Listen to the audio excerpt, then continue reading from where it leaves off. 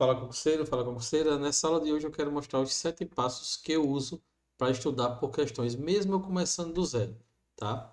Esse vídeo vai ser um vídeo curto, mas com 7 passos principais para você poder estudar por questões, tá? Eu sou o Carlos Vilela, eu sou policial militar e sou criador do método EPQ, o estudo por questões, tá? Vamos lá. Primeiro passo, eu quero que você, a partir de agora, que vai estudar, você escolha a área do seu concurso. O que é que pode ser essa área? Pode ser área policial, fiscal, bancária ou judiciária, tá? Primeiro passo para você começar a estudar por questões, mesmo iniciando do zero, é escolher a área, tá? Então, a gente tem várias áreas, policial, fiscal e bancária. Então, esse é o primeiro passo. O segundo passo é você assinar um sistema de questões. Existem vários sistemas de questões, eu vou falar de três aqui: o Tec Concurso, o Que Concurso e o Estratégia Concurso. Existe o Gran Questões, tá? Então você precisa assinar o sistema de questões. O sistema de questões. Passo número um: você escolheu a área, certo? É muito importante essa questão da escolha da área. Depois você vai assinar o sistema de questões. Eu oriento aos meus mentorados que assine o TEC, tá? Mas aí aqui é de sua escolha, tá? Passo número 3.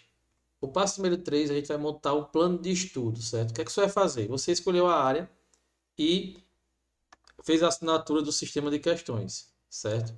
Aqui o que é que vai acontecer? Você vai montar um plano de estudo focado nas matérias da sua área, certo? E botar a carga horária por disciplina. O que é que eu faço aqui? Existe um núcleo duro de cada área daquela. A área bancária existe um núcleo duro, a área policial existe um núcleo duro e a área fiscal também existe. Eu vou dar um exemplo das matérias principais da área policial.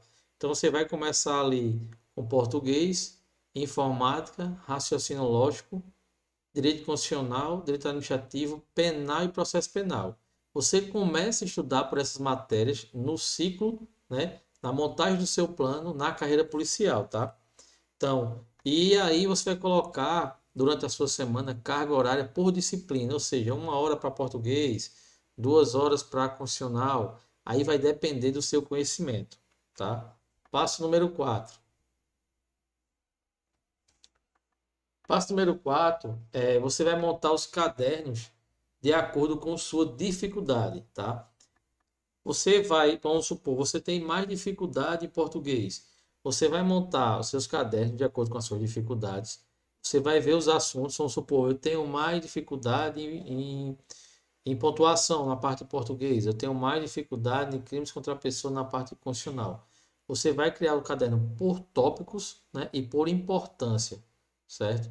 Isso você vai fazer uma análise. Como é que você faz essa análise? Você pega provas anteriores, questões anteriores e começa a entender o que é mais cobrado naquela área específica, naquele cargo específico. Por isso a importância de você escolher o cargo, tá? Porque lá você pode escolher no seu sistema de questões, você pode escolher a banca e a área, tá? Você vai ver lá a banca e a área. Por isso que é importante você fazer a escolha da área, tá? Não fica pulando de galho em galho, que vai ser um erro que você vai cometer ao longo desse processo. Passo número 5. Vamos para o passo número 5.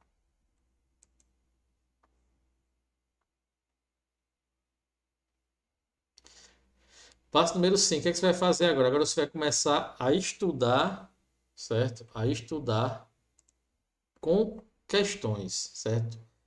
Existe uma coisa muito diferente que é estudar por questões e responder questões. A grande maioria de nós concurseiros, no início do estudo, a gente quer responder questão para testar conhecimento. Esse momento aqui específico não é para isso. Esse momento do passo número 5, você vai estudar pelas questões. Como é que você vai fazer? Você criou seu caderno, vamos supor, criei o caderno de português, pontuação. Você vai criar seu caderno, você vai abrir o sistema de questões, você vai ler as questões. Existe um passo a passo que eu mostro no método EPQ, um passo a seguir, né? São algumas fases para você seguir. você vai criar seus cadernos, criar o caderno por assunto ou por tópico. Quando você criar o caderno por assunto ou por tópico, o que é que você vai fazer? Você vai ler a questão, vai ver se você sabe responder. Se você não sabe, você vai ler a questão, tentar responder. Tentar responder não é para ver, testar conhecimento, é tentar responder com o conhecimento que você tem. Depois você vai lá no comentário dos professores, tá? E vai aprender com o comentário. Uma coisa importante aqui, que é o seguinte, você vai aprender, você lê lá o comentário como se você estivesse lendo um PDF. A grande questão aqui é que você vai ler os comentários e vai saber realmente o que a banca do teu concurso, do teu cargo específico, está querendo que você saiba. Por quê?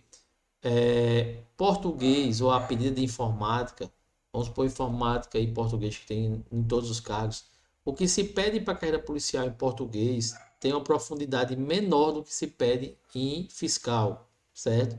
Então, o jeito de pedir da banca específica para o seu concurso vai ser diferente aqui. Então, você vai aprender nesse passo, né, a estudar por questões.